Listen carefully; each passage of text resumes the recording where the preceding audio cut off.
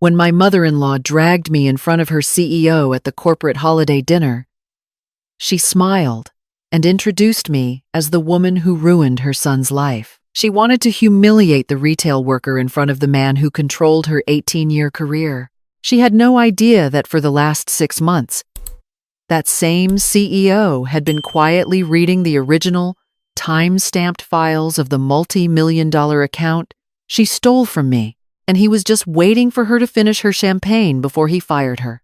The jazz track was soft. A low saxophone melody drifted over the clinking of crystal. The air in the private dining room smelled of expensive melting wax and Estee Lauder.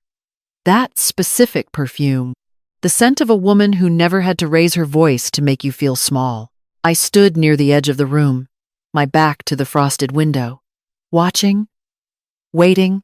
Sandra's grip on my forearm was tight, her manicured nails pressed into my skin, a warning masquerading as affection. "Greg," she said. That practiced, terrifying smile stretched across her face, the one that reached her cheeks but never her eyes. "I would like you to meet someone." She pulled me forward like a prize she had won at a carnival. Or a sacrifice. "This is Lauren," Sandra announced, projecting her voice just enough for the surrounding tables to hear. "The woman who ruined our son's life." Laughter erupted from the family table behind us. Nate's uncle slapped his knee, his face red from scotch. A cousin raised a glass in a mocking toast. My husband stood in the far corner by the bar, silent, looking intently at the floorboards. I did not blush. My stomach did not twist. I just looked at my champagne glass. I had stood in this exact spot before. The punchline of the family joke, the outsider who would never be good enough. But my chest felt remarkably steady. My shoulders dropped. I was just so profoundly tired of her voice. Greg did not laugh. He did not smile. He did not offer a polite chuckle to ease the tension. He just looked, first at Sandra, then at the uncle laughing into his drink, then at me. The laughter died. It did not fade away. It snapped shut. The glasses stopped clinking. The saxophone track seemed to vanish into the heavy air. The entire room read the absolute stillness on his face, and the temperature seemed to drop 10 degrees. Greg swirled his drink. The ice chimed against the glass. "Interesting," he said. One word. Flat. Devoid of any warmth. For the first time in 18 years. Sandra Pryor's smile flickered.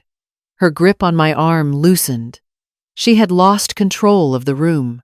6 months earlier, I was restocking size 7 ballet flats at Nordstrom Rack, and I had almost convinced myself that my life was perfectly fine. I am 29 years old. 3 years ago, I was a project coordinator at a mid-sized consulting firm.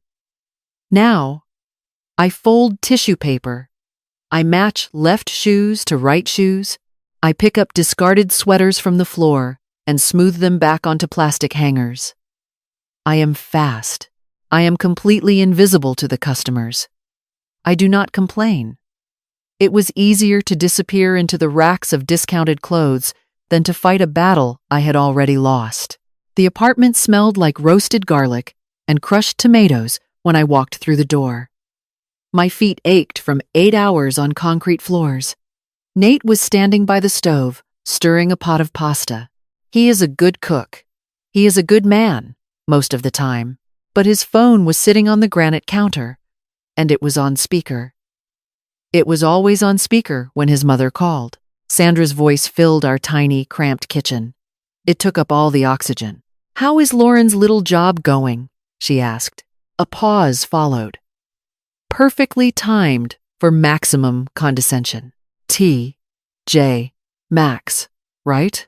Nate kept stirring. The wooden spoon scraped against the bottom of the metal pot.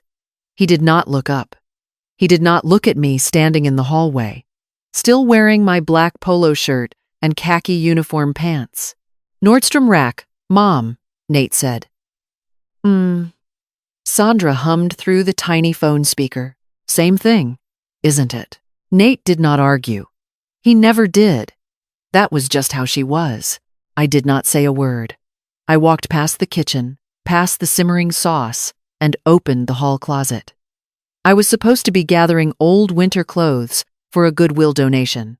We needed the space. Instead, my hands reached past the heavy coats and found a thick cardboard folder tucked in the very back. The Morrison account?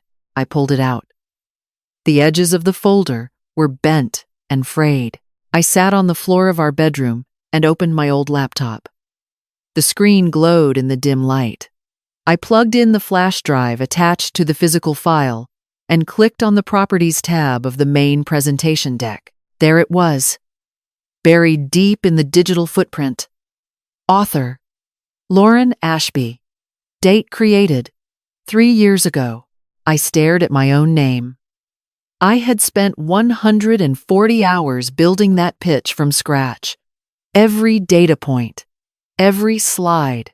Sandra had taken it, erased my name, typed hers on the title slide, and presented it to the board. When I asked her about it, she smiled that same terrifying smile. She told me she was polishing my rough draft. Then she spent the next 4 months making my life a living hell until I packed my desk and walked out. I hovered my finger over the delete key. It would be so easy to erase the file, to throw the physical folder in the trash bag with the old sweaters, to just keep folding retail clothes and letting other people decide what my life looked like. To accept that I was exactly what she said I was, I closed the laptop with a soft click. I put the folder back behind the coats. I was not ready to let it go. Not yet. Part 2. You again. 2 weeks had passed since I found the folder in my closet. The oppressive North Carolina humidity had settled over the city of Charlotte like a heavy, wet blanket. I pushed my red plastic shopping cart across the melting asphalt of the Target parking lot. The wheels rattled loudly over the uneven pavement. The air felt thick, making it hard to breathe. I had just finished another 8-hour shift matching left shoes to right shoes, and my brain felt like static. I stopped by the trunk of my car and reached for my keys. A drop of sweat rolled down the back of my neck. Lauren? I should have just kept putting my groceries away. I did not. I turned around. A woman stood near the bumper of a silver sedan. She held a large plastic cup of iced coffee, condensation dripping down the sides and pooling around her fingers. She looked to be in her late 40s. Her curly brown hair was pulled back in a loose, messy knot. I recognized her face immediately, but my exhausted brain struggled to find the name. Dana, she said, taking a step forward. Dana Cole. We used to work together at Perkins and Associates, Project Management Department. I left 2 years before you did. I tightened my grip on the handle of my cart. I suddenly felt very exposed, standing there in my black retail polo shirt and khaki uniform pants. Right. Dana. Hi. She leaned against the side of her car and took a slow sip of her coffee. The ice clinked against the plastic cup. I heard you married Sandra's son, she said. Her tone was casual, but her eyes were sharp, searching. I swallowed hard and started scratching the inside of my left wrist. It was an old habit that always flared up when I felt cornered. I did. Yes. Dana offered a dry, knowing smile. She did not offer congratulations. And how is that going for you? I looked down at the plastic bags in my cart. Toilet paper, dish soap, cheap shampoo, the ordinary debris of a life I had narrowed down just to survive. I had learned to count exits before I learned to count on anyone. And right now, I just wanted to get in my car and drive away. It is fine, I told her. My voice sounded hollow, even to me. Right, Dana said, nodding slowly. Fine in the exact same way working under Sandra was fine? My jaw ached. I had been clenching my teeth without realizing it. I really need to get home, Dana. I started to turn away, but she stepped closer, closing the distance between us. She was not smiling anymore.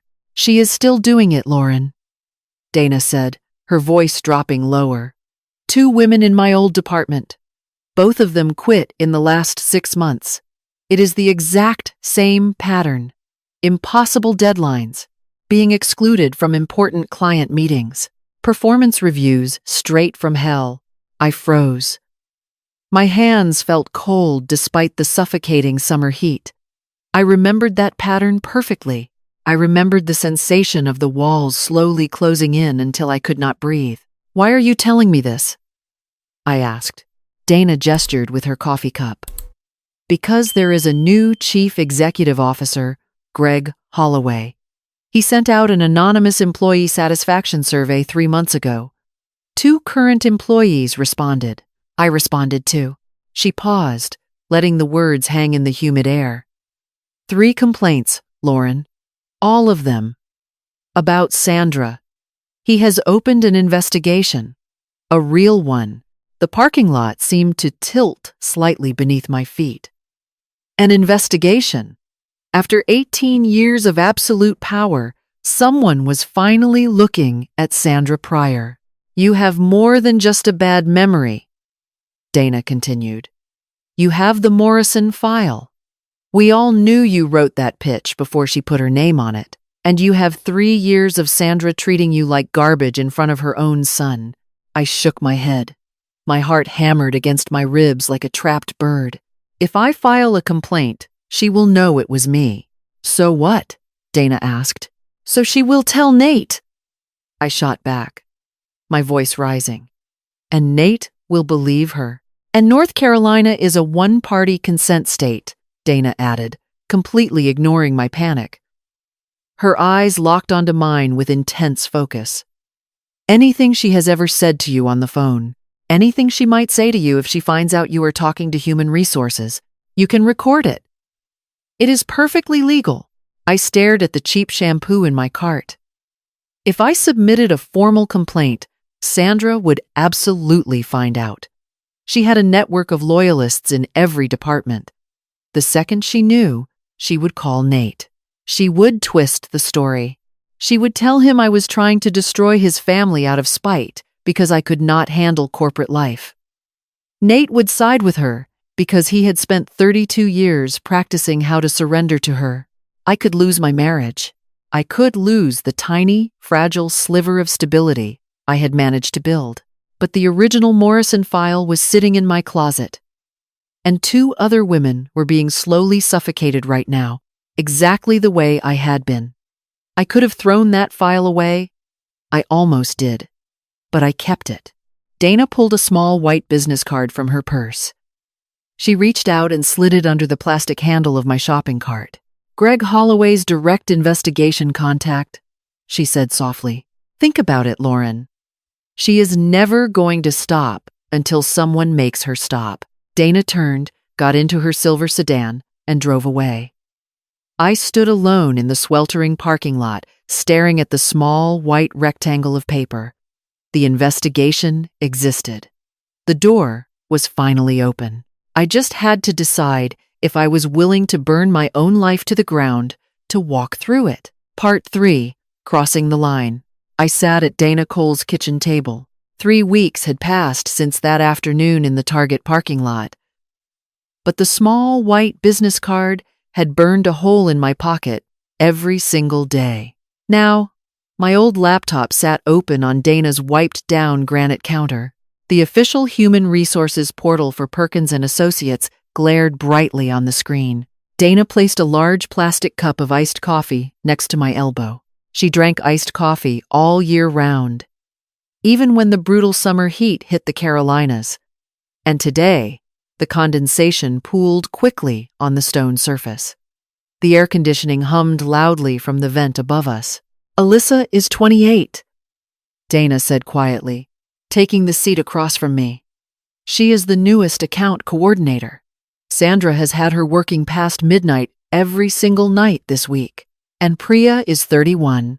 She was an analyst. She quit 3 months ago. but she told me she is willing to submit a written statement. I stared at the blinking cursor in the empty text box. My fingers hovered over the keyboard. What if they do not believe me? Dana took a slow sip of her coffee. The ice rattled against the thin plastic.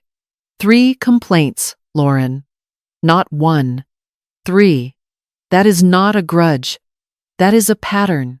I let my hands fall into my lap.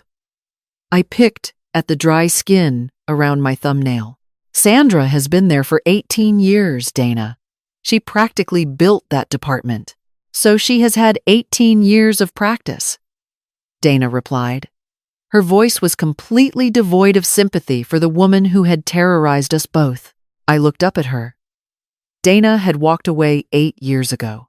She had packed her desk and disappeared into a dental office management job, telling herself it was the mature thing to do. Now, she was sitting in her kitchen, coaching me through the exact process she had been too exhausted to face back then. She could not fight the battle for me, but she was absolutely determined to hand me the sword. I typed a sentence. I stopped.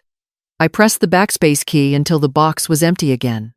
My chest felt tight, like someone had wrapped a heavy leather belt around my ribs and pulled it taut. You do not have to do this, Dana told me gently. I know, I said. I placed my hands back on the keys. I thought about Priya. I thought about Alyssa sitting at a cubicle at midnight, wondering if she was simply not smart enough or fast enough to survive in the corporate world. I took a deep breath. That is exactly why I am doing it. I finished the statement. I did not soften the edges. I detailed the impossible deadlines, the sudden exclusion from vital client meetings, the brutal performance reviews that appeared out of nowhere right after I questioned her authority. Then, I moved the mouse and clicked submit. By August, the summer heat had baked the city into a permanent, sweltering haze. It was past midnight on a Tuesday. The apartment was completely silent, except for the rhythmic, heavy breathing of Nate sleeping in our bedroom. I stood in the dark hallway, the only light coming from the street lamp outside our window. I opened the hall closet. I bypassed the heavy winter coats and reached for the thick cardboard folder. I carried the Morrison file to the small dining table and opened my laptop. The screen illuminated the dark room, casting a pale blue glow across the cheap laminate wood. I plugged in the old flash drive. I opened the folder directory. I found the main presentation deck, right-clicked on the file, and opened the document properties. My eyes scanned the metadata. There it was, permanently burned into the digital history of the file. Author, Lauren Ashby. Timestamp, 3 years ago. Exactly 2 weeks before Sandra presented the pitch to the board of directors. I scrolled through my archived inbox until I found the email. It was forwarded directly from Sandra. Send me the final deck by tonight. I will present it tomorrow. She had not typed the word please. She had offered absolutely no credit. She just took it. I drafted a new email. I addressed it to the secure address Greg Holloway had established for his investigation team. I attached the original presentation deck. I attached the screenshots of the metadata. I attached the forwarded email from Sandra. I watched my hands resting on the keyboard. They were not shaking. I expected them to tremble. I expected my heart to race the way it used to whenever Sandra walked past my cubicle. But my hands were perfectly still. I had spent 3 years learning how to be quiet, how to make myself small, how to absorb the shock of a demanding matriarch without moving a single muscle. That stillness was finally serving a purpose. I hit send. The evidence flew through the digital void, landing directly on the desk of the new chief executive officer. Sandra Pryor had absolutely no idea that the foundation of her 18-year career was starting to crack. But she would feel it soon. Part 4. The interview. September arrived in Charlotte with a slight break in the brutal humidity.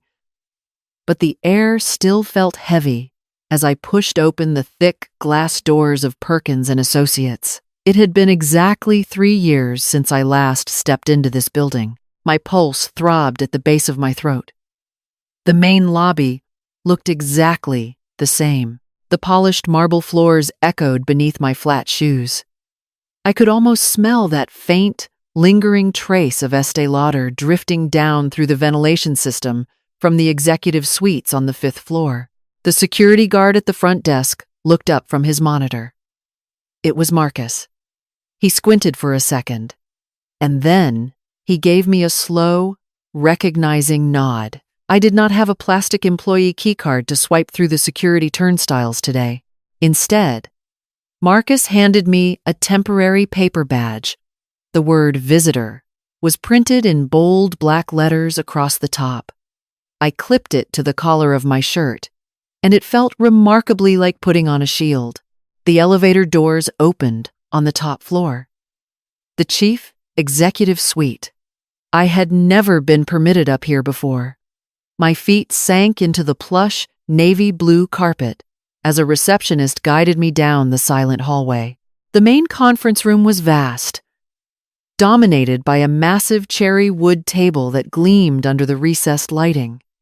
A heavy glass pitcher of ice water sweated quietly in the center of the table. Greg Holloway sat at the far end of the long room. His gray suit jacket was draped neatly over the back of his chair. He wore a crisp white shirt with no tie, and his salt and pepper hair was perfectly combed. When I walked in, he did not offer a wide, fake corporate smile. He just gestured to the empty leather chair across from him. "Miss Ashby," Greg said. His voice was steady and quiet. "Thank you for coming in." I sat down and smoothed my hands over my knees. "I was not sure you would want to meet in person." Greg opened a thick manila folder resting on the polished cherry wood. "I prefer faces to files." He turned a page, the paper rustling loudly in the quiet room. "I have read your formal complaint. I have also reviewed the Morrison account materials you submitted." He paused, letting the silence settle around us. "The metadata is quite informative." I felt the familiar urge to scratch my wrist, but I forced my hands to remain flat on my lap. "Sandra would probably tell you she just polished my rough draft." That is what she said to me 3 years ago. Greg slowly removed his thin, wire-framed glasses. He pulled a small microfiber cloth from his pocket and began to clean the lenses. The motion was incredibly deliberate, methodical. I went back and pulled the archived billing records for the Morrison account, he said, not looking up from his hands. "Your employee identification number logged 140 hours on that specific project. Sandra logged 12. He slid his glasses back onto his face and finally met my eyes. 12 hours is approximately what it takes to reformat a title slide and change the author name on a document. I sat completely still. For 36 months, I had carried around a sick, heavy feeling in my stomach. A feeling that I had been robbed. A feeling that I was entirely crazy for even thinking it. Sandra had made me believe I barely knew how to operate a computer presentation. Now, sitting across from the man who ran the company, there were numbers. Hard, undeniable facts. 140 hours. I felt a sudden, sharp sting behind my eyes, but I swallowed hard to keep the tears locked away. Greg closed the folder. "We have now received 3 formal complaints regarding the management conduct of Miss Pryor. Yours, Miss Cole, and a current employee. Because of the severity of these claims, I have retained an external human resources consultant to conduct formal interviews with the staff." He leaned forward slightly, resting his forearms on the table. "I should tell you right now, this process will take time. Months, most likely. And it will not be comfortable for anyone involved." I looked at the condensation, dripping down the side of the glass pitcher. "I have been incredibly uncomfortable for 3 years, I told him, my voice finally finding its footing. "I can handle a few months." When I walked out of the heavy glass doors of the building, the September sunshine hit my face. The towering glass and steel skyline of Charlotte looked different today. My lungs expanded fully for the very first time in years. The tight, heavy knot that had been sitting at the base of my throat finally dissolved. Someone had looked at the files, looked at the history, and simply said that I was right. I thought that was enough. I truly believed the hardest part was over. I had handed over the evidence. The investigation was officially open, and all I had to do was wait for the corporate machinery to process the truth. But I had forgotten one vital detail. When I was riding the elevator down to the lobby, the doors had paused on the 5th floor. Before they closed again, I saw the polished silver directory board hanging on the wall. Sandra Pryor, Senior Director. The nameplate was still bolted tightly to the wall. She was still sitting in her corner office. She was still going to work every single day, wielding the exact same power she had held for nearly 2 decades. And a woman who had survived corporate politics for 18 years possessed deeply ingrained survival instincts. The moment an external consultant started asking questions, Sandra would feel the shift in the air. Someone was coming for her, and she would not wait quietly to be caught. Part 5. The Counter. October brought a false crispness to the Charlotte air, but the tension inside our apartment was suffocating. The external human resources consultant had officially started interviewing the staff at Perkins & Associates. Gossip always traveled fast in a corporate office, and a woman who had fiercely guarded her territory for 18 years did not need a formal memo to know she was being hunted. Sandra felt the shift. She connected the dots, and she did exactly what she always did when her control was threatened. She triangulated. She did not call me. She called her son. Nate walked through the front door on a Tuesday evening, and his face was completely drained of color. He dropped his keys onto the entryway table. The metal clattered loudly in the quiet apartment. He did not take off his jacket. He just stood there, staring at me while I folded a load of laundry on the sofa. "My mom called," Nate said, his voice tight and unfamiliar. "She says someone filed a human resources complaint against her." I kept my hands on the warm cotton towel I was folding. I did not say anything. "She says it is you, Lauren. It is not just me," I replied, carefully setting the towel down on the cushion. "There are 3 of us, 3 women. I am just one of them." "What?" Nate took a step back, as if the word had physically pushed him. "Why did you not tell me?" "Because I knew exactly what you would do," I said, meeting his eyes. "I knew you would do exactly what you are doing right now." Nate stared at me. His mouth opened, then closed. He ran a hand through his hair, looking desperately around the room as if the walls might offer him a script. "She is my mother, Lauren, and she stole my career," I fired back, finally standing up from the sofa. "She is doing the exact same thing to other young women right now. She made some mistakes, okay?" Nate pleaded, stepping closer. "That does not mean you have to try and destroy her. She was crying on the phone, Lauren. She said you fold clothes at Marshall's and you actually think you can take her down." I let out a harsh, humorless breath. Even in the middle of a crisis, Sandra could not remember the correct name of the store where I worked. Or, more likely, she chose the wrong name on purpose, just to remind Nate how little my job mattered compared to her corporate empire. "What did she tell you about the Morrison account?" I asked him. Nate blinked, clearly thrown by the sudden change in direction. "What?" "The Morrison pitch," I repeated, keeping my voice dead level. "The biggest account at the firm. Who does she say wrote it?" "Mom did." Nate answered instantly, the defense automatic. "It is her biggest accomplishment."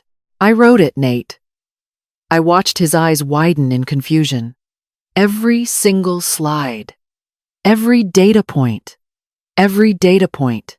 I logged 140 hours on that project, and she just erased my name and put hers on the title screen. Silence flooded the living room. Nate did not know what to do with information that fundamentally contradicted the map of his entire world. In his reality, his mother was a titan who earned everything she had, and anyone who opposed her was simply jealous or incompetent. "I need to think," he finally whispered, backing away toward the bedroom.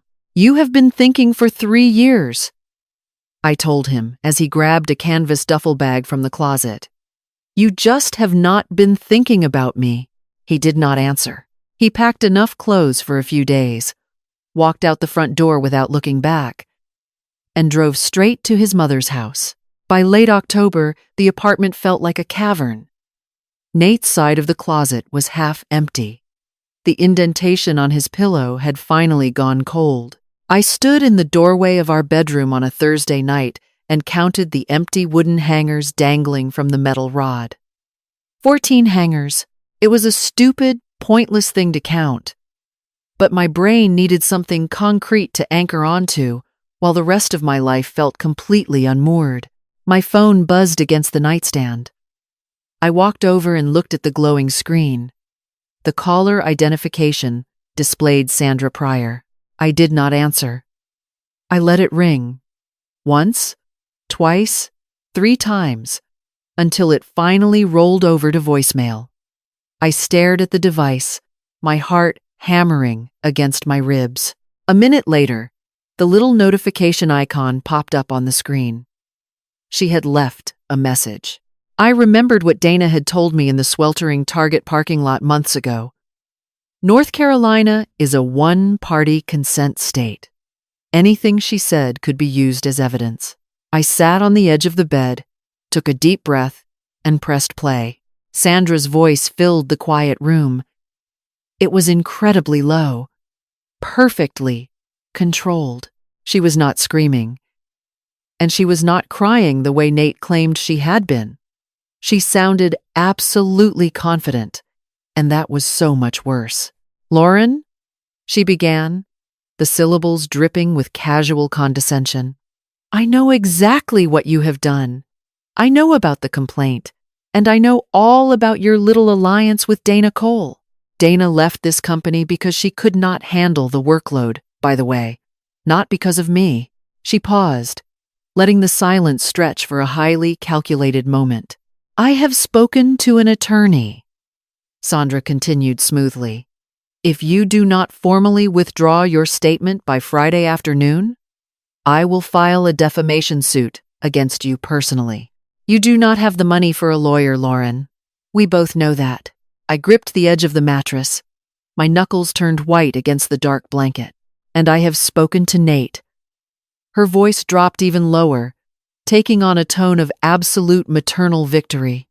"He understands now. He understands that you have been trying to destroy his family out of some petty grudge over a job you simply could not handle." Another beat of silence. "If you do not make this go away," she whispered, the threat sharp and clear in the digital recording, "I will personally ensure you have nothing. No husband, no career, no standing in this family. You are nothing without us, Lauren. You never were." The message ended with a sharp click. I saved the audio file immediately. She had just threatened my employment, my marriage, and my financial stability in an attempt to force me to withdraw an active human resources complaint. It was textbook witness intimidation, and I had it perfectly preserved. She had handed me a loaded weapon, but I did not feel victorious. I walked out of the bedroom and sank down onto the kitchen floor, pressing my back against the cool wooden cabinet. Nate's pasta pot from 2 nights ago was still sitting unwashed on the stove. The apartment was devastatingly quiet. "You are nothing without us." The worst part was not the threat itself. The absolute worst part was that a small, terrified piece of my brain actually believed her. I had walked away from my career at Perkins and Associates because I was 26 and scared. I spent my days folding discounted clothes for retail wages. The only significant thing I had done in the last 3 years was marry into her family. If I lost Nate, what did I actually have left? I sat there on the hard kitchen floor, staring at the 14 empty hangers visible through the open bedroom door. I had a husband who ran to his mother the second things got difficult, and I had a recorded voice on a phone telling me I was worthless. Sandra appeared to have won the game before I even realized we were playing. I pulled my knees to my chest and closed my eyes in the dark, wondering if I should just pick up the phone and surrender. Art 6. Don't be me. I was still sitting on the cold linoleum floor when the heavy knock rattled the front door. The sound echoed through the empty apartment, loud enough to make me flinch. I did not move at first. The digital clock on the microwave glowed in the dark, the green numbers reading 9:14 p.m. The knocking came again, sharper and more insistent this time. My legs were numb from sitting against the cabinets for so long, and I had to use the granite counter to pull myself up. Every joint in my body felt heavy, weighted down by the voicemail still looping in my head. I reached the door, expecting to see Nate.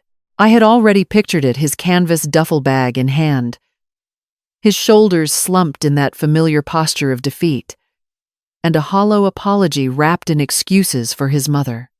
She's just worried, Lauren. She doesn't mean it. But when I pulled the door open, it wasn't Nate. Dana Cole stood on the welcome mat. She held 2 large plastic cups of iced coffee, the condensation dripping down her knuckles and pooling on the concrete walkway. Dana didn't say a word. Her eyes swept past my shoulder, taking in the darkened living room, the half-open closet door revealing the gap where Nate's clothes used to be, and the absolute, suffocating silence of the space. She didn't ask if I was okay. She didn't offer a pitying smile or any of the useless phrases people say when they see someone's life falling apart. She simply walked past me, navigated the narrow kitchen, and sat down on the exact spot on the floor where I had been hiding. She patted the linoleum next to her. I closed the door and joined her. We sat in the dark for a long time, the only sound being the low hum of the refrigerator and the rhythmic clinking of ice against plastic as Dana slowly swirled her drink. "She called you," Dana said finally. Her voice was flat, anchored by a decade of distance from the woman we were talking about.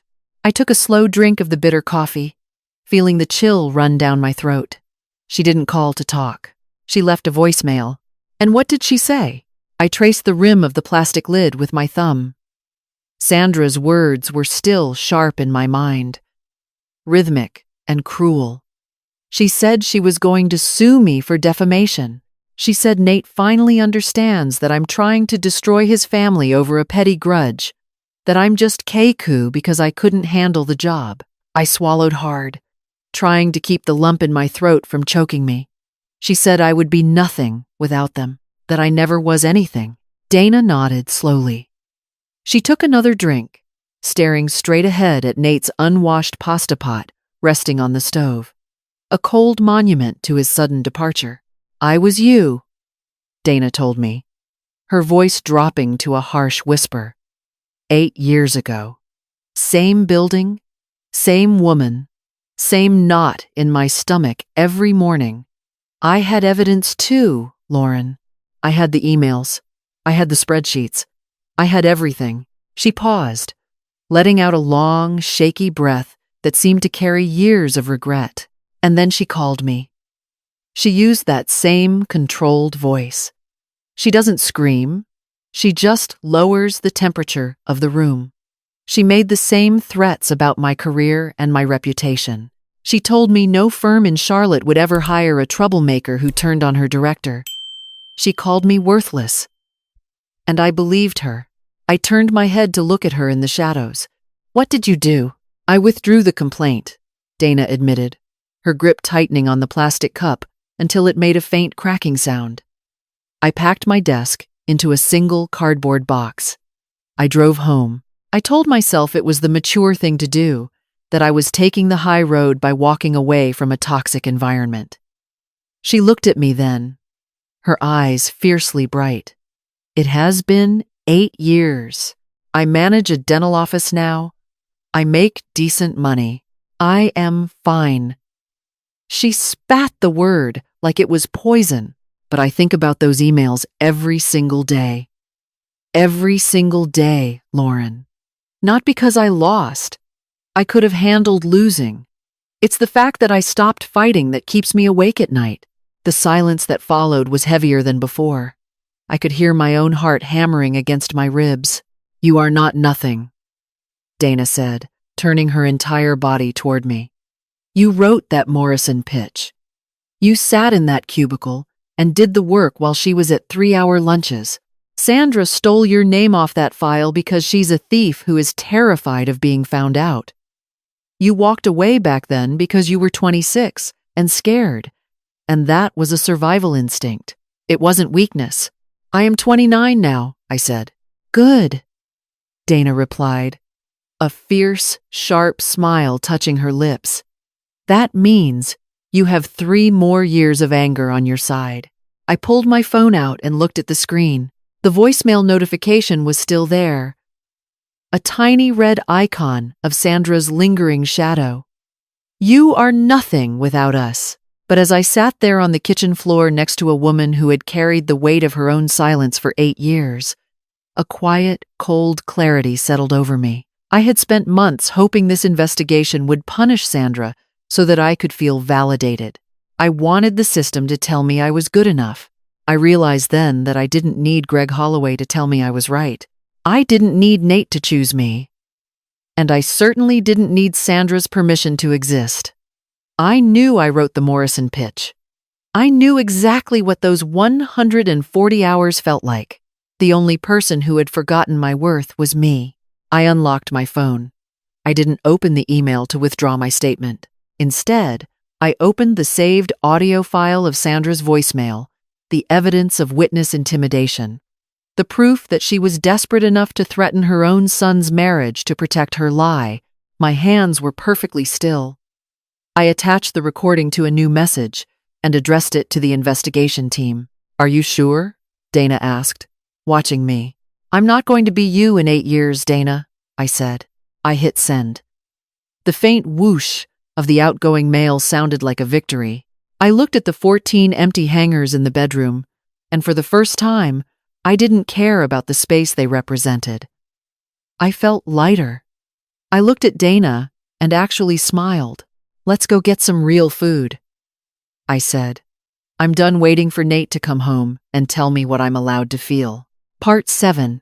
The Christmas Party. The following weeks passed in a blur of cold mornings and black coffee. I spent my time in Dana's spare room. But I was not hiding. I had forwarded the recording of Sandra's threat to Greg Holloway's team within minutes of Dana leaving my kitchen floor. The investigation had accelerated into a silent, high-speed freight train that Sandra could not see coming. I submitted the original Morrison pitch deck, the metadata reports, and every single forwarded email that showed her harvesting my work without a word of credit. I did not count the empty hangers in my closet anymore. I was too busy remembering the weight of the 140 hours I had actually worked for that career. December in Charlotte arrived with a biting chill and the aggressive glitter of corporate holiday decorations. When the invitation for the Perkins and Associates holiday party landed in my inbox, my first instinct was to delete it. But then I saw the sender. It was a personal note from Greg Holloway's assistant, stating that he believed it would be appropriate for me to attend. I knew exactly what that meant. Sandra had invited me too, likely hoping to use my presence to show the board that there was no bad blood, that I was just the quiet little retail girl who had been welcomed back into the family fold.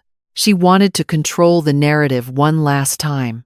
The private room at the restaurant was a sea of navy blue suits, sparkling cocktail dresses, and the heavy, sweet scent of melting, expensive wax. A jazz trio played softly in the corner, the saxophone notes weaving through the sound of clinking crystal and forced laughter.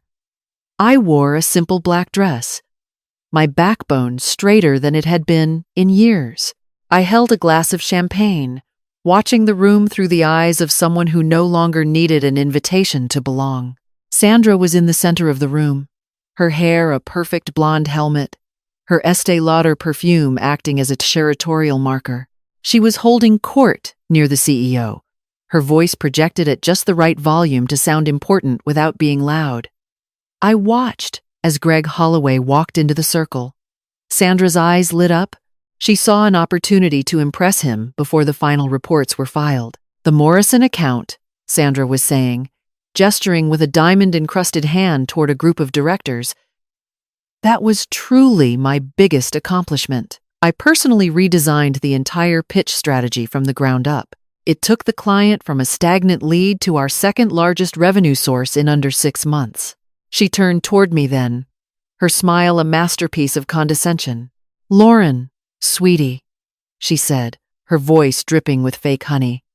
"You wouldn't really understand. It is a very technical kind of work, very high level." Greg Holloway took a slow sip of his drink. He did not blink. I looked down at my glass, hiding the edge of a smile that I could no longer suppress. I saw Greg's eyes catch mine for a fraction of a second.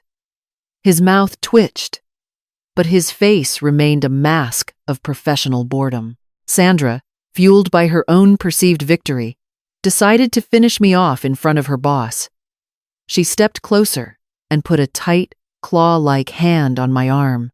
"Greg, I would like you to meet someone," she said, the room falling quiet as people sensed a performance. "This is Lauren, the woman who ruined our son's life." A few people at the family table chuckled. Nate's uncle Vaudoui, his scotch glass sloshing. Nate stood near the bar, his face pale, his eyes fixed firmly on the floor. He did not speak up. He did not move. Greg Holloway did not laugh. He looked at Sandra. Then he looked at me.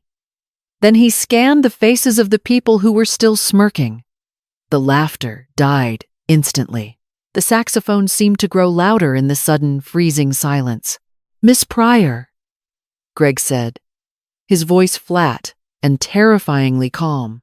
"How long have you been with this firm?" 18 years, Greg," Sandra replied, her smile flickering just slightly. "Since before the Charlotte expansion and the Morrison account," Greg continued, setting his glass down on a passing waiter's tray with a sharp clack. "You said you personally redesigned every slide of that pitch? Every single one," Sandra said, her chin lifting. "That is interesting," Greg said. He reached into the inner pocket of his blazer and pulled out a small, folded piece of paper. Because the original Morrison pitch file was authored by Lauren Ashby, it is time-stamped 3 years ago. It was created under her employee identification number. Our forensic audit shows that Miss Ashby logged 140 hours on that project. You logged 12. He paused, leaning in just enough for the surrounding directors to hear clearly. 12 hours, Sandra. That is approximately the time it takes to change an author's name on a deck and reformat the fonts. Sandra's mouth opened, but no sound came out. She looked like a fish gasping for air. "Greg." She was an assistant. Sandra finally managed to gasp, her face turning a blotchy, angry red. "I supervised her work. I directed We also have 3 formal complaints regarding your management conduct," Greg interrupted, his voice cutting through her excuses like a blade. "And we have a recorded voicemail you left Miss Ashby in October. A voicemail where you threatened her employment, her marriage, and her social standing during the course of an active human resources investigation. That is witness intimidation, Sandra." He buttoned his jacket, the sound of the button clicking home, feeling like a gavel. "Based on the results of a 6-month investigation, documented evidence of credit theft, and clear witness intimidation, you are terminated, Sandra, effective immediately. Security will escort you to your office to collect your personal items, and Human Resources will contact you on Monday regarding your separation." The silence was absolute. Sandra looked around the room, searching for a friendly face, but the directors she had worked with for a decade were suddenly very interested in their shoes. Her family stared at the tablecloth, Nate looked at his mother, and for the first time, he looked like he was seeing a stranger. "Greg, we can discuss this in private," Sandra whispered, her voice cracking. "We cannot," Greg replied. He turned to me, his expression softening just a fraction. "Miss Ashby, when you are ready, Perkins and Associates has an opening in the accounts department. The Morrison account could use its original author back." Sandra let out a sharp, choked sound. "You cannot be serious.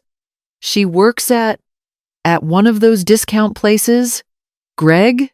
Nordstrom Rack, I believe," Greg said, his voice flat. Sandra froze. She had spent 3 years calling my job by the wrong name just to keep me small. Greg had spent 6 months learning the truth about everything she had tried to erase. I did not say a word to her. I did not need to. I picked up my champagne glass, set it down gently on the nearest table, and walked toward the door. I was not the invisible girl folding shoes anymore. I was the original author, and the story was finally mine again. Part 8. The original author. The cold air of the December night felt sharp and clean against my face as I stepped out of the restaurant and into the parking lot. Behind me, the muffled sounds of the jazz trio and the clinking of corporate crystal continued. But the heavy, suffocating weight of Sandra Pryor had finally stayed inside that room. I stood there for a long moment, my breath blooming in white clouds against the Charlotte skyline. I felt remarkably light, like a bag I had been carrying for 3 years had finally been set down, and my arms did not quite know what to do with the freedom yet. Footsteps crunched on the gravel behind me. I did not need to turn around to know the rhythm of that walk. It was heavy and hesitant. "Lauren," Nate said. His voice was cracked, barely a whisper in the winter wind. I stopped and looked at the distant glow of the city lights. I did not turn. "I did not know," Nate continued, his voice rising as he reached my shoulder. "I did not know about the Morrison account or the metadata. I did not know she left that voicemail. I had no idea she threatened you like that." I finally turned to look at him. He looked small in his expensive navy blue suit, his hands stuffed deep into his pockets. For 3 years, I had searched for this version of him, the one who looked at me with something other than pity or mild annoyance. I had waited for him to stand between me and the storm. "You did not ask," I said. The 3 words landed between us like a physical barrier. Nate opened his mouth to speak, then closed it, his brow furrowing in confusion. "I should have known," he started, but I shook my head, cutting him off. "You had 3 years, Nate. 3 years of Sunday phone calls where she called my job a hobby. 3 years of family dinners where she made sure I was the only person without a glass of wine or a seat at the main table. I told you she took my work when I left Perkins. I told you why I walked away, and you told me I was being dramatic. You told me that was just how she was. I did not understand the technical parts, Lauren. I thought she was just supervising you. Because you did not want to understand," I told him, my voice steady and devoid of the old anger. "It was easier to believe the version of the world where your mother was a titan and I was just a retail girl who could not handle the pressure. You never tried to see me through your own eyes. You only ever saw me through hers." Nate stood in the cold, his shoulders hunched. For the first time in his 32 years, he did not have a script provided by Sandra Pryor. He did not have a mother to tell him what was true. He just had the silence of the parking lot and the realization that the woman standing in front of him was a stranger he had never bothered to get to know. "I am going to Dana's tonight," I said, reaching into my purse for my car keys. "When you are ready to see me, not the version of me she created, then you know where I am. But I am not waiting anymore, Nate. I spent 3 years waiting for people to decide that I mattered. I am done with that." I walked to my car and got inside without looking back. As I drove away, I saw him in the rearview mirror, a solitary figure standing under the amber glow of a street lamp. I did not feel triumph. I did not feel vindication. I just felt a quiet, profound sense of peace. The next morning, the winter sun spilled across the kitchen table in Dana's spare room. It was not the biting, humid heat of the summer or the false crispness of October. It was a clear, honest light. I sat there with a mug of hot coffee, the steam curling into the air. A small, yellow sticky note was attached to the counter. "Proud of you," Dana had written in her sharp, hurried script.